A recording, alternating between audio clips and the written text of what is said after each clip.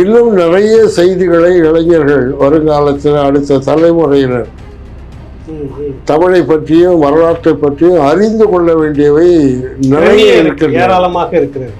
எனக்கு சில அறிவுரைகளை எல்லாம் சொல்லி இவர்களை பற்றி எல்லாம் குறிப்பிட்டு பேசாதீர்கள் என்றெல்லாம் எனக்கு சொன்னாங்க.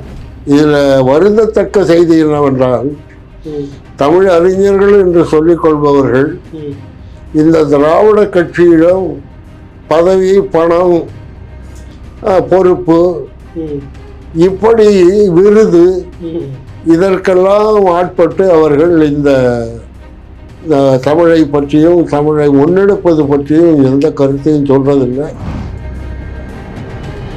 இங்கே தமிழ்நாட்டை பொறுத்தவரையில் நான் யார்கிட்டையும் இந்த செய்தியை சொல்லலை. இல்லை, ஏன் அது இங்கே இருக்கக்கூடிய இந்த அரசு கிட்ட நம்ம பேசலாமா? அரசு இல்லை, எனக்கு ஒரு அச்ச உணர்வு என்னன்னா, இதை தடை செய்வதற்கு ஏதாவது முயற்சிகள் மறைமுகமாக மேற்கொள்வாங்க, முட்டுக்கட்டை போடுவாங்க. இருந்து நான் எந்த உதவியை எதிர்பார்க்கல. இந்த மாதிரி ஒரு அறிவு சார்ந்த ஒரு உரையாடலை அவர் மக்கள் முன்னாடி வைக்கிறார். வேற எவனாவது அது மாதிரி அரசியல் கட்சியில் இருக்கிறவங்க பேசுறத கேட்டிருக்கீங்களா? தொடக்க காலம் 67க்கு முன்னாடி திராவிடத்தில் அப்படியான நபர்கள் இருந்தாங்கன்னு சொல்லுவாங்க. அதாவது இல்ல, அண்ணாதுரை பெரிய அறிஞர், ஒரு நாவன்மை படைத்தவர், இளைஞர்களை இழுத்தார் என்று சொல்லலாமே தவிர அவர் தவறான பாதைக்கு இளைஞர்களை அழைச்சிட்டு போயிட்டார். அப்படி போன இளைஞர்களில் நானும் ஒருத்தன். பேச்சாற்றல், எழுத்தாற்றல்லாம் நம்ம குறைச்ச மதிப்பில்லை. ஒரு கொள்கை அளவில் சொன்னோம்னா அண்ணாதுரைக்கு அடுத்து இன்று மக்களை கவர்கின்ற பேச்சாற்றல் உடையவர் சீமான் தான். அதில் ஒன்றும் மாற்று கருத்து இல்லை.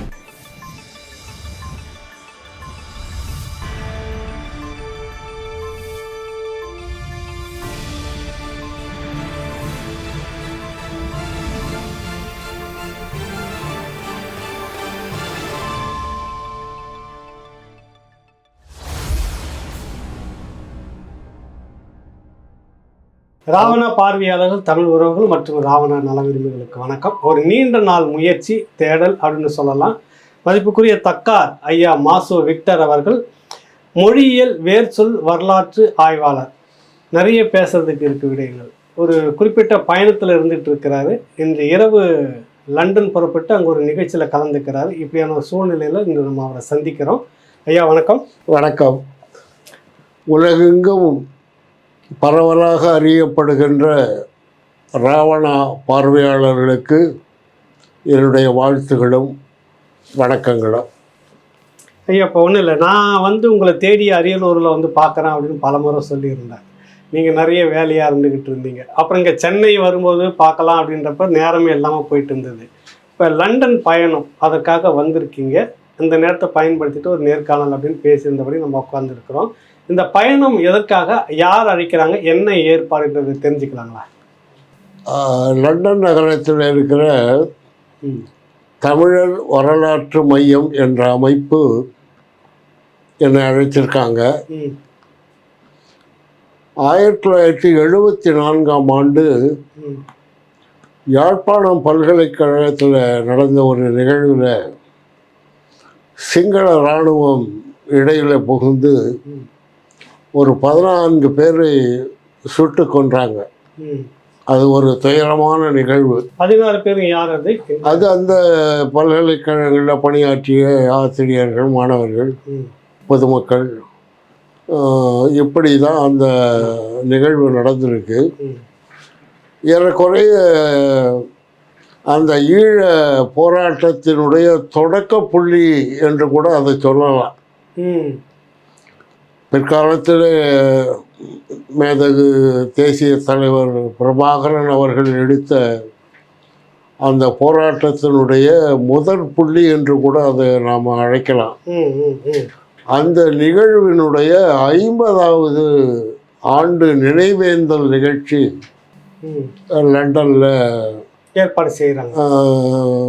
அந்த நிகழ்ச்சி ஏற்பாடு செய்திருக்காங்க. ஜூன் 29 நினைக்கிறேன். 28, 29, 30. ம், ம். அதில் 29ஆம் தேதி தமிழ் மொழி, தமிழ் இனம், தமிழர் வரலாறு ம். இதை பற்றிய செய்திகள் எல்லாம் அறிவிப்பதற்கு பலர் அங்கு அறிஞர்கள் கூடுறாங்க. ம்.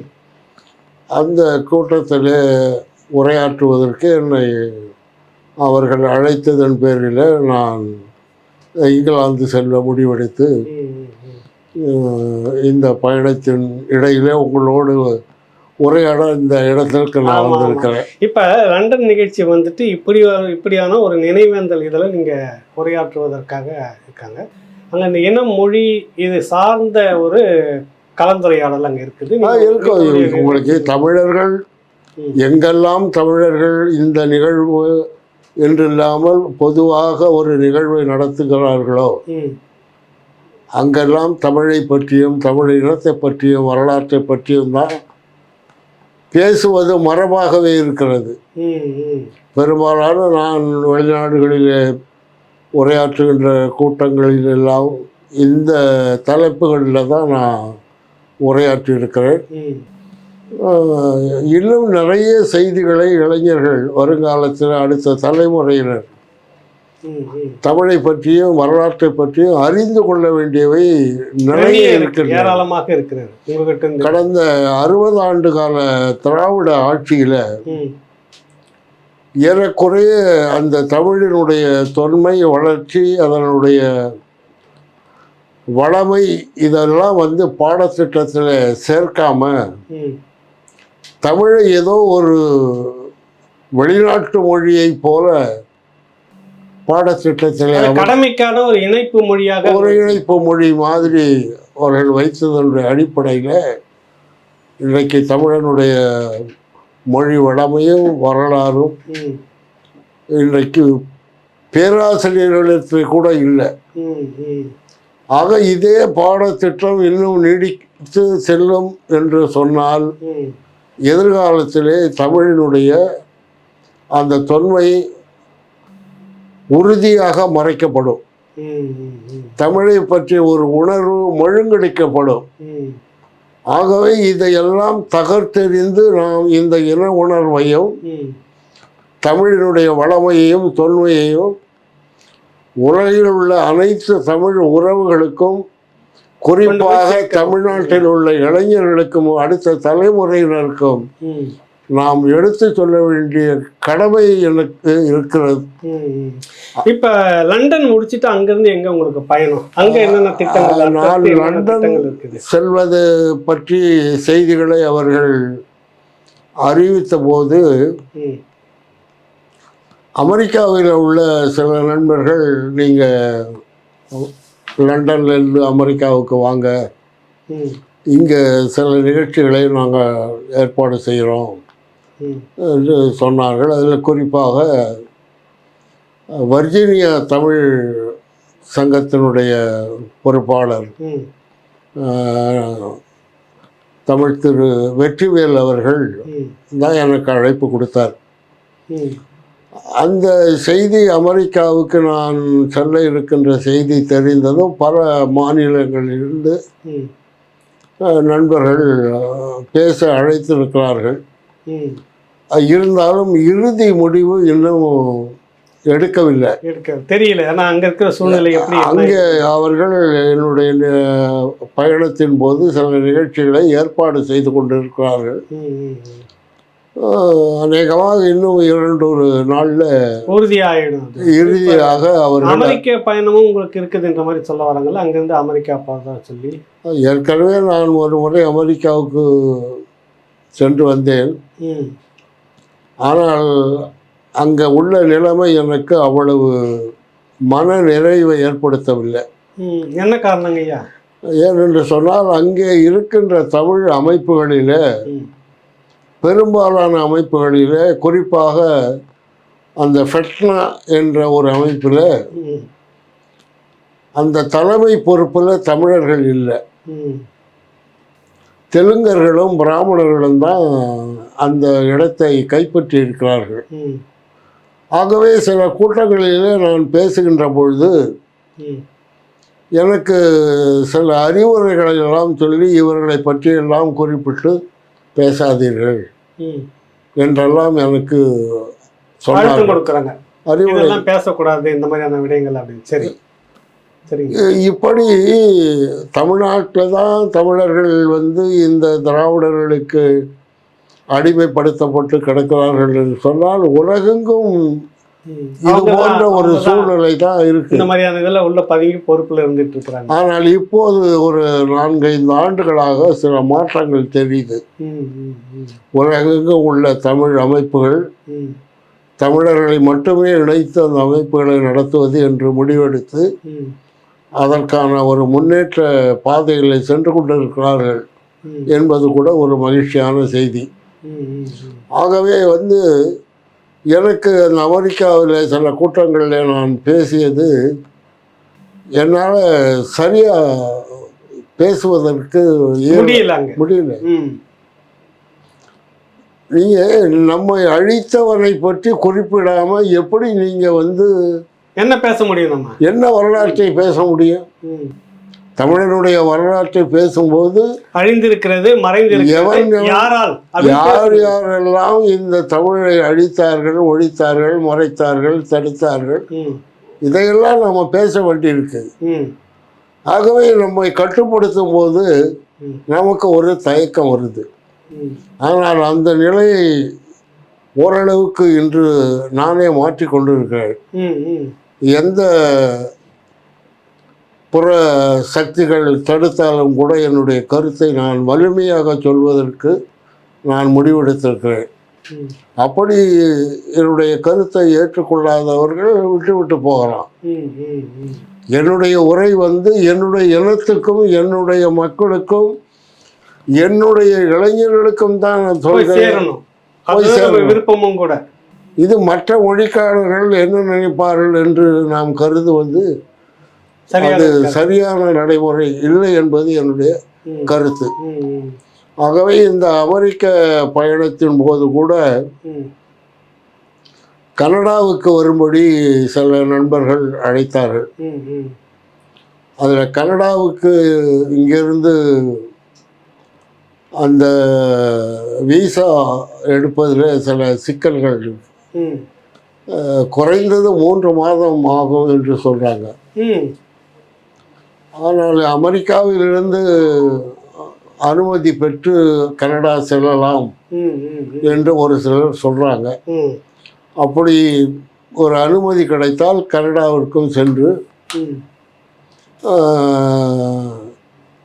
சில நிகழ்வுகளிலே கலந்து கொள்ளலாம் என்று கருதுகிறேன். ம் ம் ம் அத்துடன் சென்ற ஆண்டு ம் அந்த டொரண்டோ பல்கலைக்கழகத்தில் உள்ள பேராசிரியர் ஒருவர் ம் எனக்கு ஒரு அழைப்பு கொடுத்தார். ம் நீங்கள் பல்கலைக்கழகத்தில் ஒரு சொற்பொழிவு ஆற்றுங்க, ம் உங்களால் தனியாக வர இயலவில்லை என்று சொன்னால் துணைக்கு ஒருவரையும் அழைத்து வாருங்கள், ம் ம் ம் அந்த செலவையெல்லாம் நாங்கள் ஏற்றுக்கொள்கிறோம் என்று சொன்னார். ம் ம் அதற்கு பிறகு அவரிடமிருந்து சரியான பதில் எனக்கு கிடைக்கல. ம் ம் ம் ஆகையினால நானும் அவரை வற்புறுத்தலை. பொறுத்தல அதனால தவறி இருக்குது. அதனால பரவாயில்ல, அதனால் ஒன்றும் இல்லை.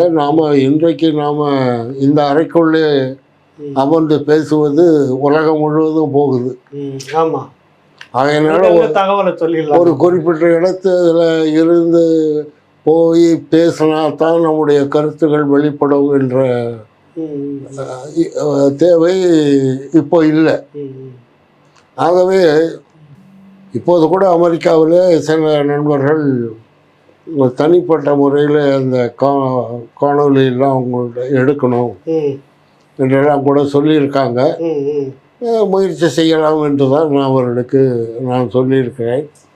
அப்படி வாய்ப்பு கிடைத்தால் கனடாவிலிருந்து திரும்பவும் அமெரிக்கா அமெரிக்காவிலிருந்து இங்கிலாந்து தாயகம் திரும்பலாம் அப்படின்னு ஒரு திட்டம் அப்படின்னு ஒரு திட்டமிட்டிருக்கேன். ஆகவே இந்த பயணம் வந்து முழுக்க முழுக்க ஒரு தமிழ் பயணம்தான், ஏன்னா மொழி குறித்த பயணம்தான்.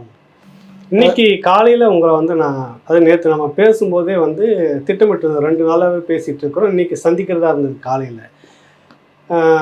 திடீர்னு மாவட்ட ஆட்சியர் அலுவலகத்திலேருந்து ஒரு அழைப்பு எனக்கு வந்திருக்கிறது அகலைவன். அதனால் மதியத்துக்கு மேலே தான் நான் சென்னையை நோக்கி பயணமே இருக்கும். திட்டம் வந்து மாறிடுச்சு. அதுக்கு முன்பாக இன்னொரு விஷயம் வந்து இப்போ ஒரு பெரிய திட்டம் இருக்கிறது. அதாவது யாத்திசை பல்நோக்கு இளவைய நூலகம், இலவசம்னு சொல்லக்கூடாதுன்னு நீங்கள் சொல்லியிருக்கீங்க, இளவயம் என்று இளவய நூலகம் அப்படின்னு ஒரு திட்டம் வந்து இருப்பதா சொல்லுங்க. அது என்ன திட்டம், என்ன இது? உங்ககிட்ட குறிப்பாக எவ்வளவு புத்தகங்கள் இருக்கு, அதை வச்சு என்ன செய்யறதா? இப்போ என்கிட்ட வந்து ஏறக்குறைய ஒரு 80,000 நூல்கள் இருக்கு. 80,000 நூல்கள் இருக்கு. 80,000 நூல்கள். அதில் நான் எழுதிய நூல்கள் மட்டும் என்கிட்ட இப்போதைக்கு ஒரு 40,000 நூல்கள் இருக்கு. இந்த அளவில் 40,000 நூல்கள் எழுதி வச்சிருக்கிறது. அச்சடித்து இன்னும் வெளியே கொண்டு போகாமல் இருக்கிற நூல்கள் 40,000. ஏறக்குறைய ஒரு 60,000 நூல்கள் ஏற்கனவே வெளியே போயிடுச்சு. இப்போ இருக்கிற நூல்கள் வந்து அடுத்து புதிய பதிப்பில் சில நூல்கள் வந்திருக்கு. அதை செந்தமிழன் சீமான் அவர்கள் திருச்சியில் வைத்து வெளியிடுறாங்க. இப்போ ஒரு தொகுப்பாக மொத்தமும் வெளியிட்டு இப்போ ஒரு 34 நூல்கள் அண்மையில் ஒரு அனுப்பி வச்சிருக்கேன். அந்த புத்தகம் வெளியிட்டிருக்கோம்.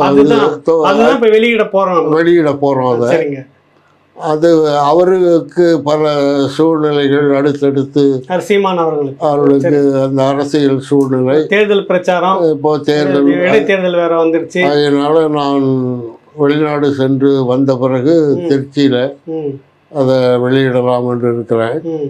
அந்த விஷயம் பேசுறதுக்கு முன்னாடி இந்த புத்தகம் பேசி இந்த 34 புத்தகம் இது ஒரு தொகுப்புங்க ஐயா. இதுக்கு முன்பாக இன்னொரு தொகுப்பு வெளியிட்டு இருந்தீங்க. அது 25 நூல்கள். மொத்தம் 2ம் சேர்ந்து இப்போ வெளிநாடுகளுக்கு வந்து அனுப்பியிருக்கீங்க. எந்தெந்த நாடுகளுக்கு அனுப்பியிருக்கீங்க, அங்கே யார் அதை பொறுப்பேற்றிருக்காங்க? இப்போ இந்த மூலமா தெரிஞ்சு என்னுடைய நூல்களில் ஏறக்குறைய ஜெர்மனிக்கு ஒரு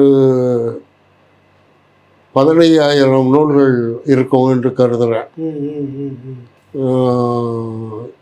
அதே மாதிரி ஒரு மதிங்கிற தொடர் அதை வந்து மதியழகன் என்ற மதியழகன் அவர் பொறுப்பேற்றிருக்கிறார். அவர் தான் பொறுப்பேற்று வாங்கியிருக்காரு, கப்பலில் அனுப்பியிருக்கிறோம். அதே போல் கனடாவில் பாபு என்ற நண்பர் புத்தகங்களை வாங்கியிருக்காரு. பாபு கேட்டிங். ஆஸ்திரேலியாவை பொறுத்தவரையில் லியோ பிள்ளை என்னுடைய நூல்களை வரவழைத்திருக்காரு. இன்னும் ஒரு வாரத்தில் வந்து சேர்ந்துருவாங்க என்று நேற்று கூட என்னோட தொடர்பு கொண்டு பேசினார்.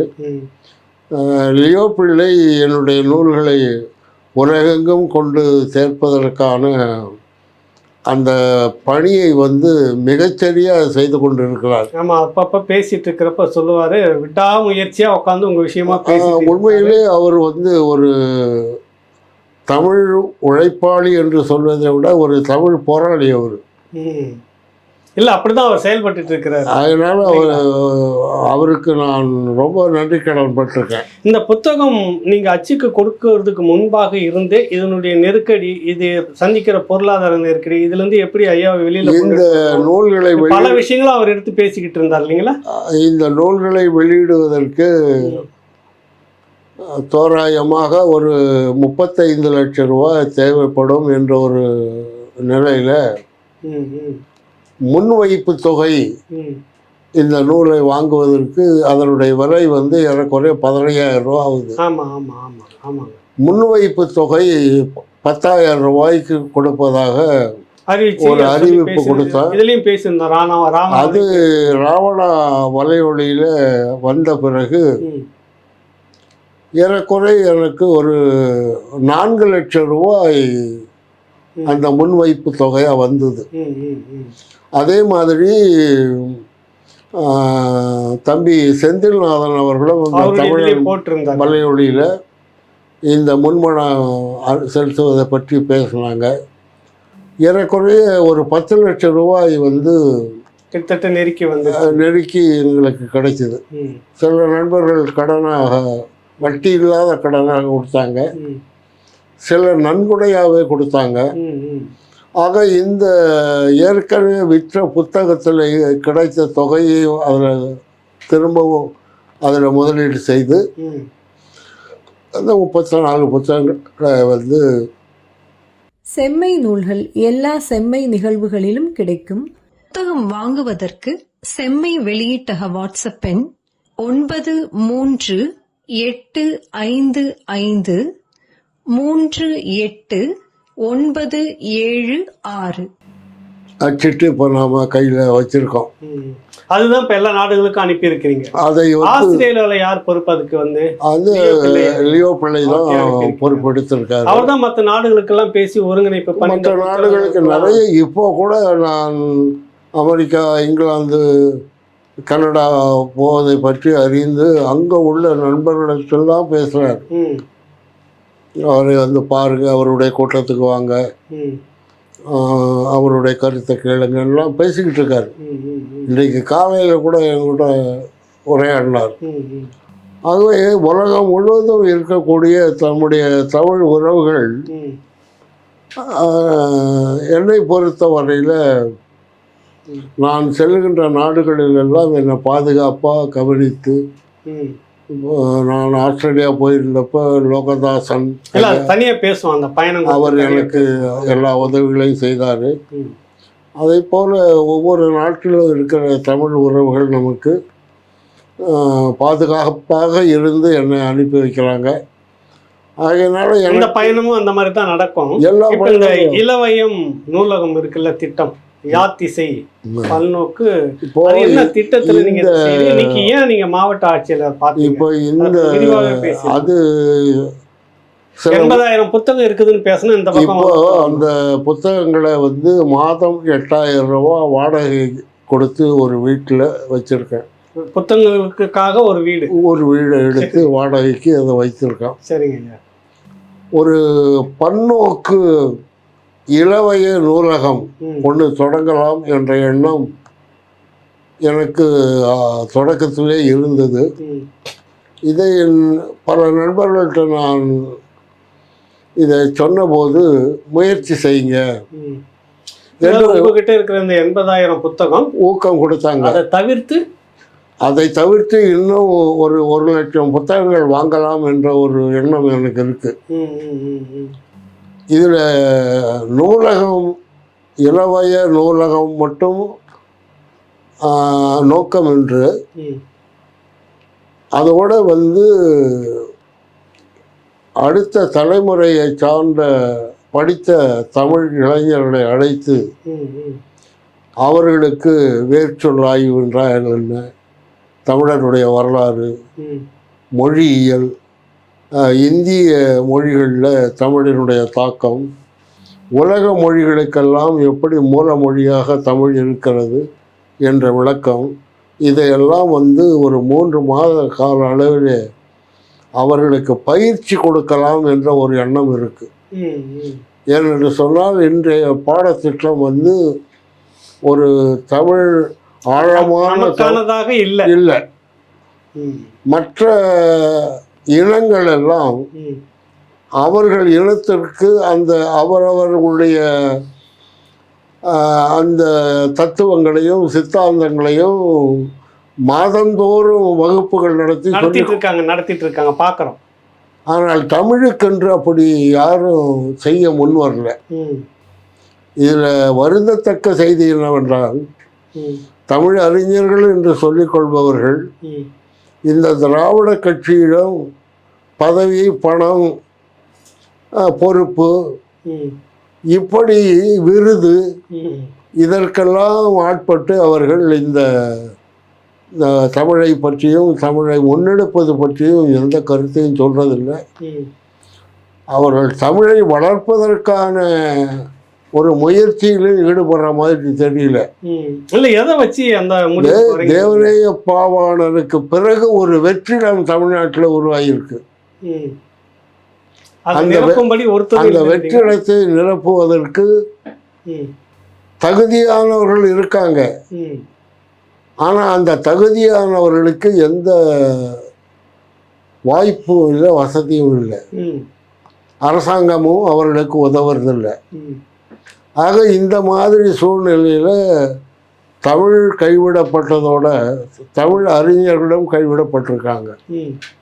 இந்த நிலையில தான் அடுத்த தலைமுறைக்கு நாம் தமிழை கொண்டு போகணும், இந்த மொழியினுடைய வரலாற்றை அவர்களுக்கு அறிவிக்கணும் என்ற நோக்கத்தில் தான் இதை அந்த மாணவர்களை அழைத்து என்ன திட்டம், என்ன செய்கிறோம், அவர்களுக்கு இந்த மொழி பயிற்சி கொடுத்து அவர்கள் தங்குமிடம், உணவு இதெல்லாம் அவர்களுக்கு சொல் ஆய்வு கட்டணம் இல்லாமல் அவர்களுக்கு இதை பயிற்சி கொடுப்பது என்று முடிவு செய்து தான் இந்த பன்னோக்கு இளவைய நூல் நிலையத்தோடு இணைத்து இந்த பயிற்சியையும் சேர்த்து அளிக்கலாம் என்ற அடிப்படையில் தான் இந்த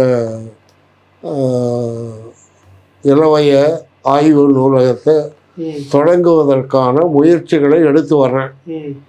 இதற்கு உலக நாடுகளில் உள்ள தமிழ் உறவுகள் ஊக்கம் கொடுக்குறாங்க. அது எந்த அளவில் அவர்களுடைய ஊக்கம் இருக்கும் என்பது இன்னும் ஓராண்டுக்குள்ள அதனுடைய விளைவுகள், நல்ல விளைவுகள் கிடைக்கும் என்ற நம்பிக்கை எனக்கு இருக்குது. அதனால் இப்போது இந்த நாடுகளுக்கு நான் பயணம் மேற்கொள்கிற இந்த நேரத்தில் கூட இதை பற்றி அவர்களோடு உரையாடி இப்படியெல்லாம் ஒரு திட்டம் இருக்குது என்பதெல்லாம் அவர்கிட்ட சொல்ல எண்ணி இருக்கிறேன். இது குறித்து வேற எங்கேயாவது நீங்கள் இதை பேசியிருக்கீங்களா? இந்த திட்டம் இப்படியாக ஒரு இது இருக்குது? இல்லை, நான் சில நண்பர்கள், வெளிநாட்டு நண்பர்களோடு பேசியிருக்கேன். இங்கே தமிழ்நாட்டை பொறுத்தவரையில் நான் யார்கிட்டையும் இந்த செய்தியை சொல்லலை. இல்லை, ஏன் அது இங்கே இருக்கக்கூடிய இந்த அரசுகிட்ட நம்ம பேசலாமா? அரசு இதில் எனக்கு ஒரு அச்ச உணர்வு என்னன்னா, இதை தடை செய்வதற்கு ஏதாவது முயற்சிகள் மறைமுகமாக மேற்கொள்வாங்க, முட்டுக்கட்டை போடுவாங்க. இவர்கள்ட்டேருந்து நான் எந்த உதவியை எதிர்பார்க்கல. நாம் போனாலும் செய்ய மாட்டாங்க. அது மத்தியில் ஆளுகின்ற பிஜேபி அரசாக இருந்தாலும் சரி, இங்கே இந்த திராவிட முன்னேற்ற கழக அரசாக இருந்தாலும் தமிழுக்கென்று அவர்கள் எதுவுமே செய்யலை. ஆனால் செய்வது போல காட்டி கொண்டிருப்பாங்க. இதுதான் அவர்கள் 50 ஆண்டுகளாக செய்து வருகின்ற தமிழ் பணி. இதை பற்றி பேசணும்னா மணிக்கணக்கில் பேசலாம், ஆகும், கட்டாயம் ஆகும். ஆகவே இந்த திட்டத்துக்கு எவ்வளோ செலவாகும், எப்படி மேற்கொண்டு அதை விரிவாக்கம் பண்ண? அது ஒரு பொறியாளர்கிட்ட கொடுத்து அதனுடைய அந்த திட்ட அறிக்கையை கேட்டிருக்கேன். அவர் தோராயமாக ஒரு 5 கோடி ரூபா ஆகலாம். கட்டடம், இடம், மாணவர்கள் தங்குவதற்கு, பேராசிரியர்கள் தங்குவதற்கு, அவர்களுக்கு இலவயமாக உணவு, உறைவிடம் இதெல்லாம் ஏற்பாடு செய்வதற்கு ஆகலாம் அப்படின்னு ஒரு திட்ட அறிக்கையில் கொடுத்துருக்கார். அதனால் என்னை பொறுத்த வரையில் நான் இந்த என்னுடைய முதல் நூலை நான் வெளியிடும்போது 65,000 ரூபாய்க்கு வெளியிட்டேன். 1000 படிகள், எபிரேயத்தின் தாய்மொழி தமிழே என்ற ஒரு நூலை 2004 முதல் வெளியிட்டேன். இந்த 65,000 ரூபா என்கிட்ட இல்லை. 30,000 ரூபாயை கொண்டு போய் கொடுத்தவர்கிட்ட மீதியை நான் தரேன் என்று சொன்னதும் அந்த தம்பி பெருந்தன்மையோட எனக்கு அந்த நூலை அச்சடித்து கொடுத்தார். ஆகவே எனக்கு என்னுடைய நோக்கம் சரியாக இருப்பதனால என்னுடைய திட்டங்கள் காலதாமதம் ஆனாலும் நிறைவேறும் என்ற நம்பிக்கை வந்து இருக்குது இருக்கு எனக்கு. இப்போ புலம்பெயர்ந்த நாடுகள் இருக்கக்கூடிய எல்லோருமே இதுக்கு வந்து ஒரு பெரிய ஆதரவு வந்து தெரிவிச்சுக்கிறதா சொல்லியிருக்கீங்க. இங்கே தமிழ்நாட்டில் வந்துட்டு இப்போ இருக்கக்கூடிய சூழ்நிலை நீங்கள் நாம் தமிழர் கட்சி சீமான் வந்து அணுகியிருக்கீங்க. இங்கே அந்த ஒத்துழைப்பு உங்களுக்கு எப்படி இருக்கு அவர்கிட்ட? அவர் சீமானை பொறுத்தவரையில் நேரடியாகவும் மறைமுகமாகவும் பல உதவிகள் செய்துக்கிட்டு இருக்கார். ஆஸ்திரேலியாவுக்கு நான் போயிருந்தப்போ ஒரு நண்பர் வந்து என்கிட்ட சொன்னார், தமிழ்நாட்டு மக்கள் சீமானை எப்படியாவது காப்பாற்றணும், நீங்கள்லாம் அவரை காப்பாற்றுவதற்கு பக்க துணையாக இருக்கணும் அப்படின்னு என்கிட்ட சொன்னார். நான் சொன்னேன், ஐயா அவர் தான் எங்களுக்கு பக்க துணையாக இருக்காரு, அவர் தான் எனக்கு உதவி செய்துக்கிட்டு இருக்காரு நான் அவர்கிட்ட சொன்னேன். அப்போ உங்களை வந்து பார்த்துக்க வேண்டியது இப்போ பார்த்துட்டு இருக்கிறது சீமான் தான் சொல்லிங்க அங்கே? இல்லை, அவர் என்னுடைய வாழ்க்கையிலும் சரி, என்னுடைய இந்த நூல்கள் வெளியிடுவதில் அவருக்கு தனிப்பட்ட பெரிய அக்கறை நமக்கு உணர்ந்து இதில் இறங்குறாரு.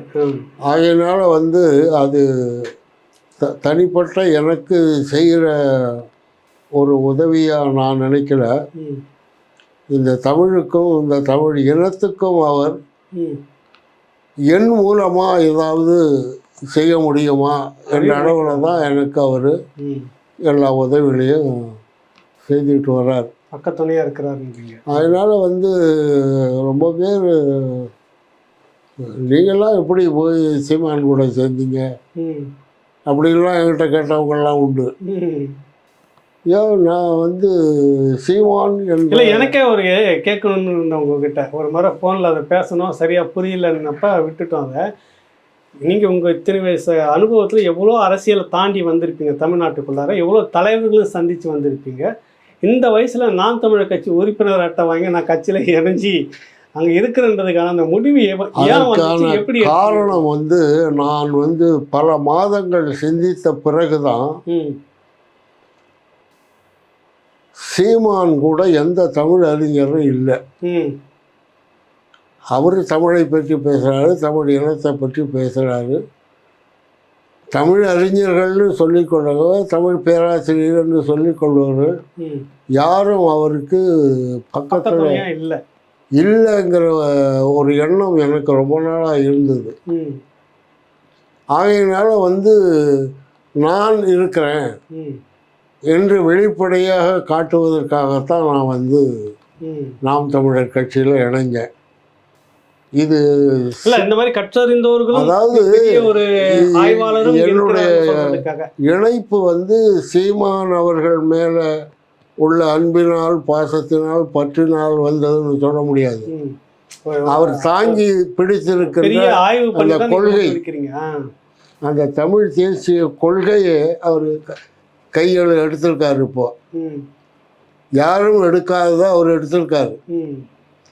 அவருக்கு நாம் ஆதரவு தெரிவிக்கலைன்னா அது சரியான நடைமுறையாக எனக்கு தெரியல. ஆகையினால தான் வந்து அவருக்கு என்னுடைய வெளிப்படையாக இருக்கணும் அப்படின்றதுக்காக, அவரோட இருக்கணும், கூட இருக்கணும், வெளிப்படையாக என்னுடைய ஆதரவை தெரிவித்தேன். அதனால் வந்து எனக்கு இதில் ஒன்றும் நட்டமும் ஒன்றும் இல்லை, லாபமும் ஒன்றும் இல்லை. சரியான பாதையில் இருக்கிறோன்ற சரியான, அதாவது இவர்களெல்லாம் அவர் கூட இருக்காங்க அப்படிங்கிற உணர்வு ஒவ்வொரு இளைஞர்கிட்டும் வரணும். ஆகையினால வந்து சீமான் என்ற தனி நபரை நான் போற்றுகிறதோ புகழ்வதோ இல்லை. அவர் ஏற்றுக்கொண்டிருக்கின்ற அந்த கொள்கை, அதற்காக அவரோட இருக்கணும். கொள்கை அதுக்காக அவர் வந்து விடாத அதில் வந்து இன்ன வரைக்கும் செயல்பட்டு இல்லை. அவர் வந்து உண்மையிலேயே வந்து நான் அவரை பல நேரங்களில் பார்த்து வியந்திருக்கேன். அந்த இடத்துக்கு தகுந்தவாறு மேற்கோள்களை கொண்டு வந்து வைப்பது, அந்த இடத்திற்கு தகுந்தவாறு அவர் சொல்ல வேண்டியதை மக்களுக்கு புரிய வைப்பது, இந்த மாதிரி வந்து ஒரு அறிவு சார்ந்த ஒரு உரையாடலை அவர் மக்கள் முன்னாடி வைக்கிறார். வேற எவனாவது அது மாதிரி அரசியல் கட்சியில் இருக்கிறவங்க பேசுறத கேட்டிருக்கீங்களா? தொடக்க காலம் 67க்கு முன்னாடி திராவிடத்துல அப்படியான நபர்கள் இருந்தாங்கன்னு சொல்லுவாங்க. அதாவது அது இல்ல, அண்ணாதுரை வந்து பெரிய அறிஞர், ஒரு நாவன்மை படைத்தவர், இளைஞர்களை இழுத்தார் என்று சொல்லலாமே தவிர அவர் சவறான பாதைக்கு இளைஞர்களை அழைச்சிட்டு போயிட்டார். அப்படி போன இளைஞர்கள்ல நானும் ஒருத்தன் அந்த காலத்தில். சரிங்க. அது எப்படி தவறான பாதை என்பது இப்போதான் நமக்கு புரியுது. அதனால வந்து அவருடைய பேச்சாற்றல், எழுத்தாற்றல்லாம் நம்ம குறைச்ச மதிப்பில்லை. ஒரு கொள்கை அளவில் சொன்னோம்னா அண்ணாதுரைக்கு அடுத்து இன்று மக்களை கவர்கின்ற பேச்சாற்றல் உடையவர் சீமான் தான். அதில் ஒன்றும் மாற்று கருத்து இல்லை. இனி மற்ற தலைவர்கள்லாம் பாருங்க, வளவளன்னு ஏதாவது பேசிட்டு தான் இருப்பாங்க. இல்லை, என்ன பேசுகிறாங்கிறது நானே பார்த்துக்கிட்டு இருக்கேன். அவங்களுக்கே என்ன பேசுகிறாங்கன்னே புரியாது, பேசிக்கிட்டே இருப்பாங்க. அதில் இவர் நம்ம முதலமைச்சர் பேசுறது சொல்ல வேண்டியதில்லை. அவருக்கு தமிழே சரியாக பேச வரல, அவர் உரையாற்றுறாரு. இதுதான் திராவிட மாடலுங்கிறாரு. கடைசி வரைக்கும் என்ன மாடல்னு சொல்லவே டோன்ட் கேர் அப்படின்னு சொல்லுங்கிறாரு. இதெல்லாம் வந்து அமைச்சர்களாக இருக்கிறவர்களெல்லாம் வந்து ஓரளவுக்கு கொஞ்சம் அறிவாளிகளாக இருக்கணும்ன்றீங்க. இருக்கணும். எல்லாம் ஞான சூன்யமாக இருக்குது. எப்படி இவர்களுக்கு அதிகாரி வளர்ச்சி, மொழி வளர்ச்சி, இன வளர்ச்சி பற்றி ஒரு நுணுக்கமான செய்தியை வந்து அந்த அதிகாரிகள் எப்படி போய் அவங்ககிட்ட விளக்குவாங்க, அப்படி எப்படி புரிஞ்சுக்குவாங்க அவங்க. அதனால தமிழ்நாட்டினுடைய நிலைமை இதை விட இன்னும் மோசமாக போகும்னு நான் நினைக்கல. அந்த கடைசி எல்லைக்கே வந்துட்டுது, அந்த கடைசி எல்லைக்கே வந்துட்டுது. ஆகையினால இதெல்லாம் மீட்டெடுக்க வேண்டிய பொறுப்பு ஒரு தமிழ் இளைஞர்கள்ட்டையும் இருக்குது. இப்போ இன்னும் 10 ஆண்டுகள் 15 ஆண்டுகளில் இந்த திராவிட கட்சியில் இருக்கவங்க ஒருத்தன் கூட உயிரோடு இருக்க போகிறதில்லை. இன்றைய சூழ்நிலையில் திராவிட கட்சிகளில் இணைவதற்கு இளைஞர்கள் யாரும் விரும்பலை, வர்றதில்லை. இப்போ எல்லாம் தாத்தா என்னட்டா வயசானவன் தான் இங்கே இருக்கான் திராவிடத்தில். சரிங்க. இதெல்லாம் செத்து விட்டான்னா அந்த கட்சியும் அவ்வளோ அதோட போயிடும். அந்த நிலைமை தான் இன்றைக்கி தமிழ்நாட்டில் இருக்குது. அதனால அரசியல் பேசுவதுதான் நிறைய பேசலாம். உங்களுடைய இந்த பயணம் வந்து வெற்றிகரமாக முடியணும் அப்படின்றது தான் எல்லாருடைய விருப்பமும், நம்ம ராவணாவுடைய விருப்பமும். நல்லபடியாக சென்று வாருங்கள். திரும்ப அந்த பயணம் குறித்த ஒரு பதிவு நம்ம செய்யலாம். நன்றி, வணக்கம். நன்றி, வணக்கம்.